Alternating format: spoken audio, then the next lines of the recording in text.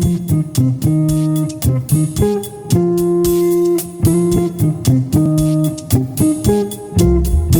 Barron with Taste of Rosé, and we're coming to you from the beautiful Bernardo Winery in San Diego County.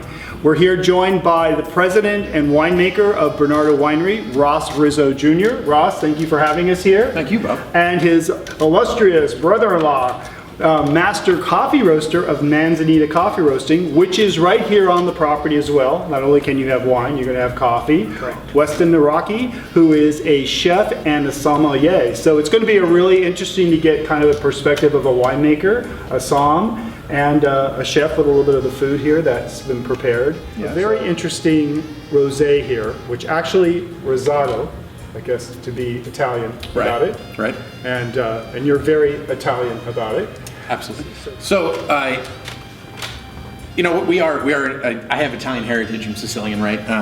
This winery has a Spanish heritage because it was located on a Spanish land grant. It was named after the family that owned it, that had the Spanish land grant back in the middle 1850s, the Bernardo family. Okay.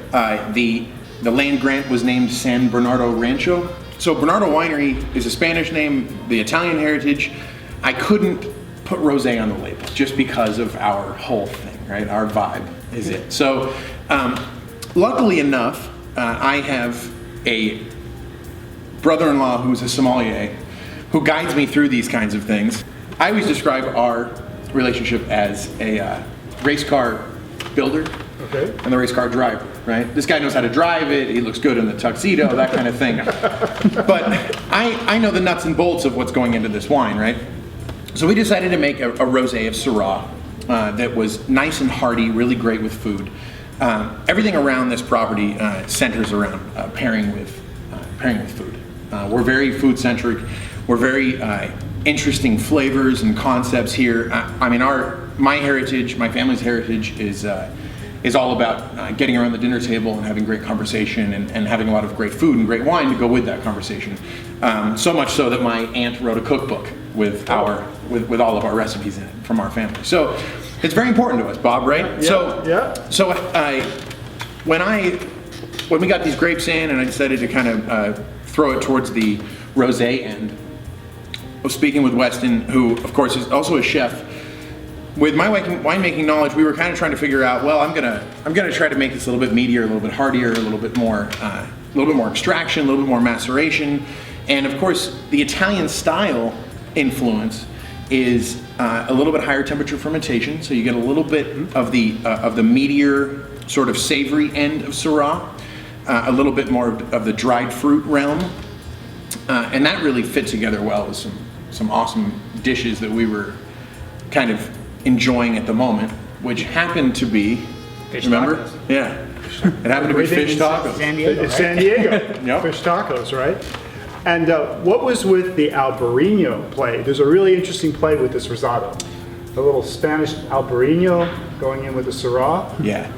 So San Diego has got really incredible climate. People from around the country come to San Diego to vacation, right?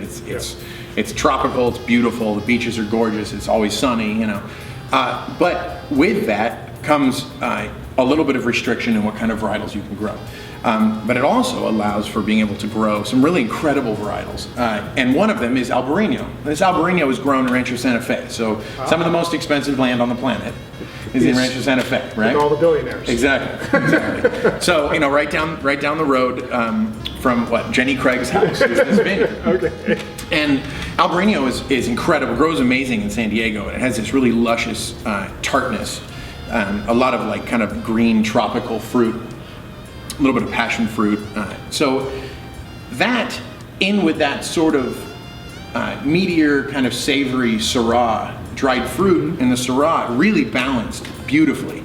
I have no qualms about doing anything by like fine wine, French or Italian tradition, right? Or you know, guidelines. Back in the day here, you would pick all of the red grapes in the vineyard and you would make a red blend. Absolutely. You'd pick all the white grapes, you'd make a white blend. That's how it is, right? So in this instance, taking a little bit of that creative winemaker liberty and Going out of the box a little bit. Yeah, exactly. Which is really a beautiful surprise. And it is. Good, thank you. Yeah. I'm glad you enjoyed it.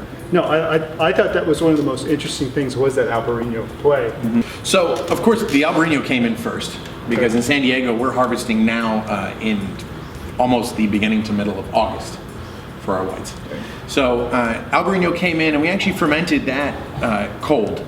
We retained a lot of that great, like I was saying, that really great green fruit structure because, you know, we can have 2-week fermentation at temperature below, 65. Really retain that kind of great sort of florally fruitiness. Then, of course, the Syrah comes in 2 or 3 weeks later, right?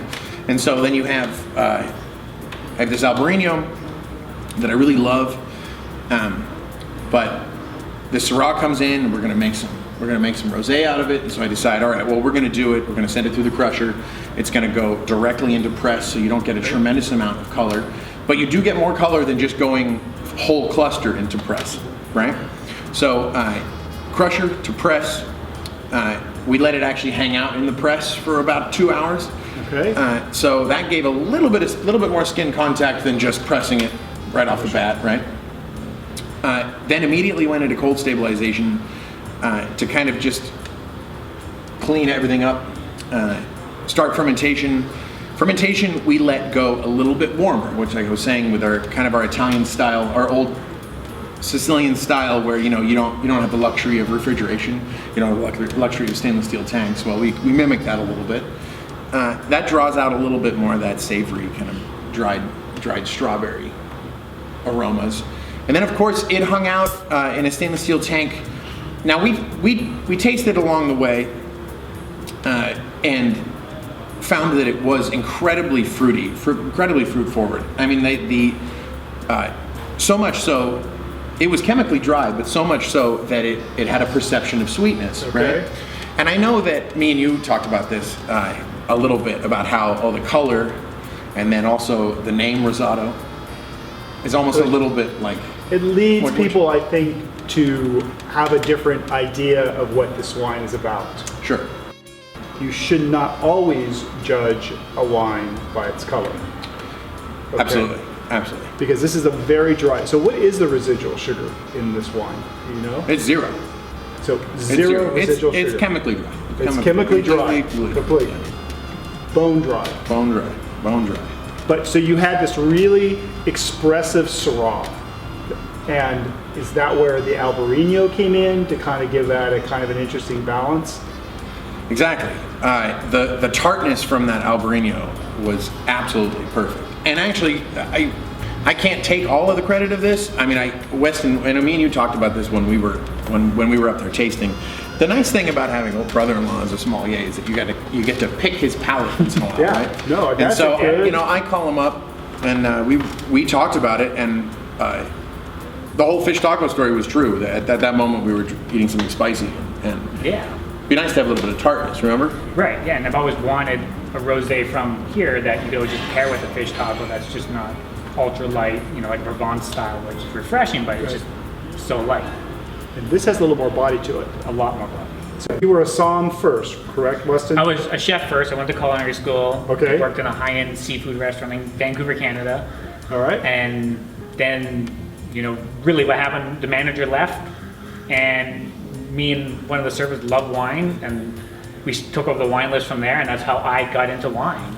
As, the whole sommelier, did my education with the WSET program, and then from there, moved to San Diego, and, the Northwest has great coffee, so I said, well, why don't I just recreate that down here? So similar, you must have a great palate, because it's a similar thing that you need as a roaster as you do as a somm. Right. And as a chef, I mean, it's all about the palate. Yeah, so, like my brother-in-law Ross always gets mad about, with roasting, it's all about roasting and balancing, with time, where, I can correct it the next day if I don't like it. So he always gets mad because once he makes the wine, he can't correct it unless he makes it next year. So what, the fun thing about wineries, or the winemaker, is the science behind it, and then you're blending that balance and what you want to create that balance. So in the same sense, you're roasting for balance, or blending for balance.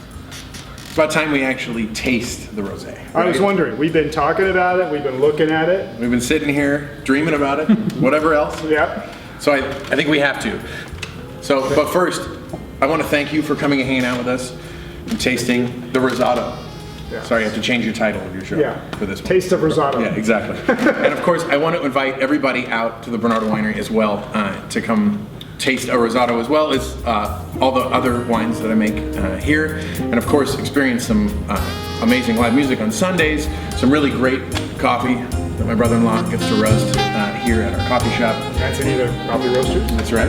That's right. And maybe spot Bob sitting on our patio sipping our Rosado. So, We're doing a new version, Taste of Rosado. taste of Rosado. Yeah. This is the only show though. Yeah. That's So good. back to these right. So with that, gentlemen, I want to say let's have a taste of Rosado. Before we do it, Yes. Rosé cheers, Bob. Oh yeah. Rosé cheers. Cheers, Weston. Rosé cheers, Ross.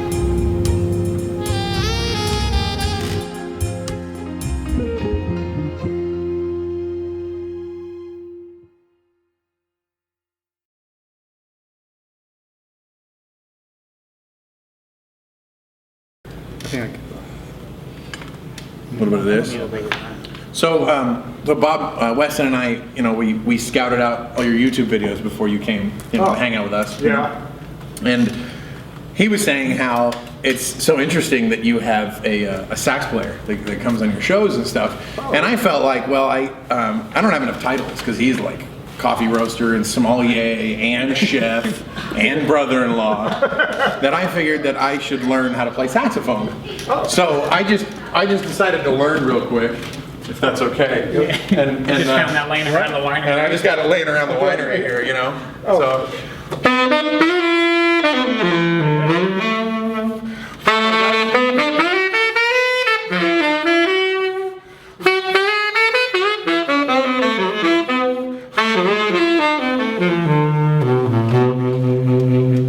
So anyway, I'm gonna go practice. All right, no. This is a lot of fun. Yeah, no. Thank you. Get back here. Get Right, back no, here. I'm gonna go practice.